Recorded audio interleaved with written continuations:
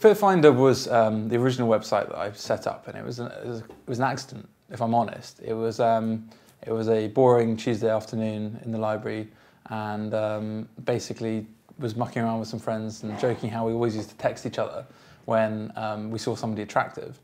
And it turned out that a lot of people did that, and so I thought, actually, that'd be quite a fun idea if we had somewhere to put this all online so we could all read each other's comments. And so I went home sort of that night later in the week and knocked together a website that did that in a couple of hours, sort of instead of doing revision. And then basically put it live the next day, told one person about it, and was really intending to just have my friends using it. It got spread around university, and then a couple of days later I saw it on pretty much everyone's computer screens when I went into the library. And I guess that's the birth of FitFinder. Started off with UCL on day one. That was one university we had, and gauging to the amount of people using it was really going in and seeing it on people's screens and seeing people post on it. It was quite amusing when I just sort of walked into the library one day and 17 out of 20 computers had it on. And then sort of in the space of 40 days or so, we expanded to about 52 universities. So it was very specific to universities then. The new site, which launched about a week and a half ago, started off getting posts in London because that was where the word was going about. Now we've got several posts going other cities in the UK, lots of other university cities.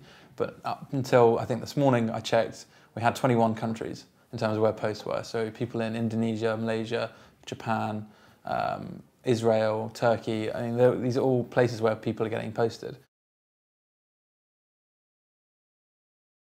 A friend texted me and saying, there's some guy on Twitter, your name is going around on Twitter. And I was like, that's strange. I have a Twitter account but I didn't really use it.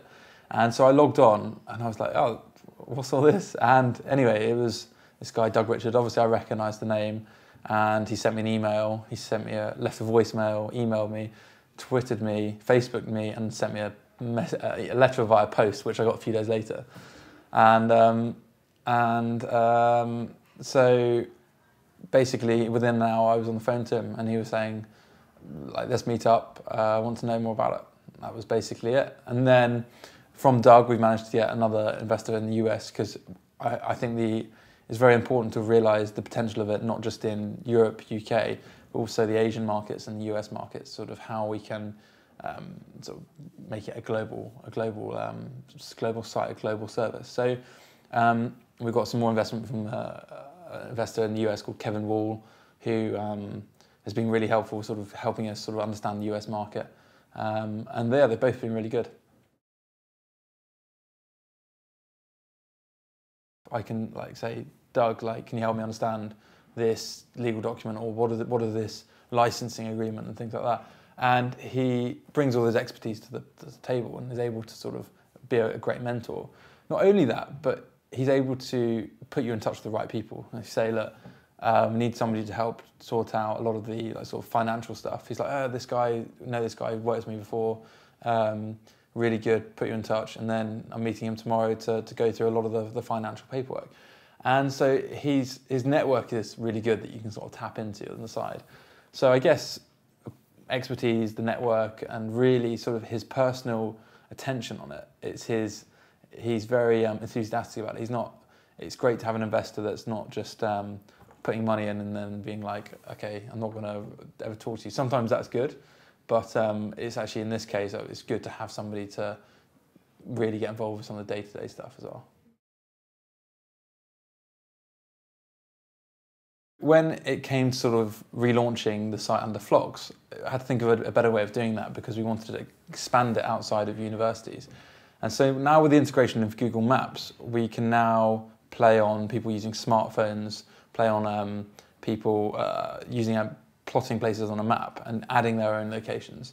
So that's really how we've taken it outside of sort of library locations, but it's still very specific around a location.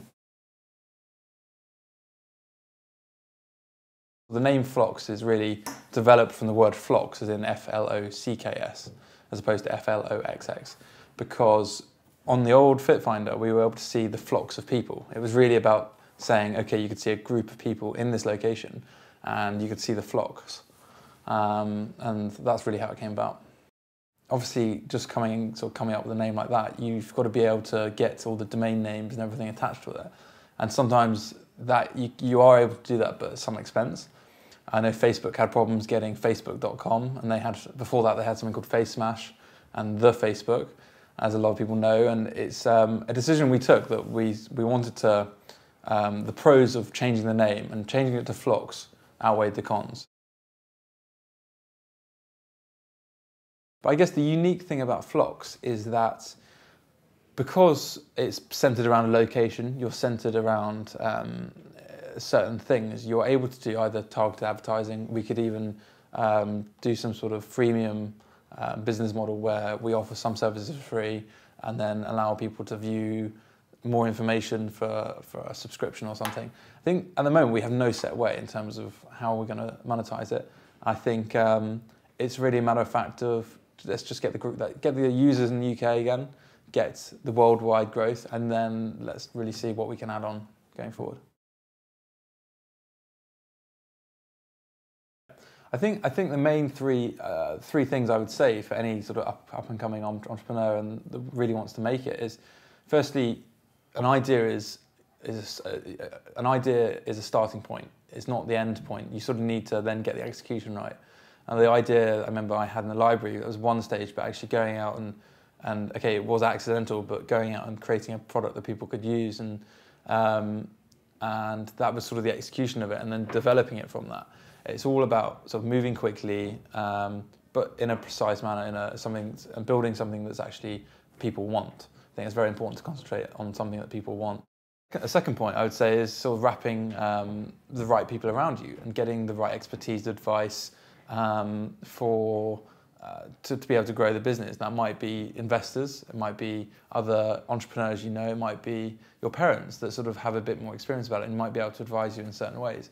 So it's really about sort of trying to meet the right people, and that's what I've learned a lot from doing Floxx and FitFinder. Thirdly is be clever about the technology you're using. The fact is there's lots of really cool things out there especially that help startups. I mean, at the moment we've saved a lot of cost in terms of we don't have an office yet. I'm still working out the back of my flat, and we've got developers on Skype, so we're using Skype quite a lot, to leveraging that technology to be able to have like a virtual office. But not only that, being able to share documents in on a shared folder and things like that. So there's a lot of tools and things out there that you can use that are web-based and that really help for very small amounts of cost, can actually really help you develop your business.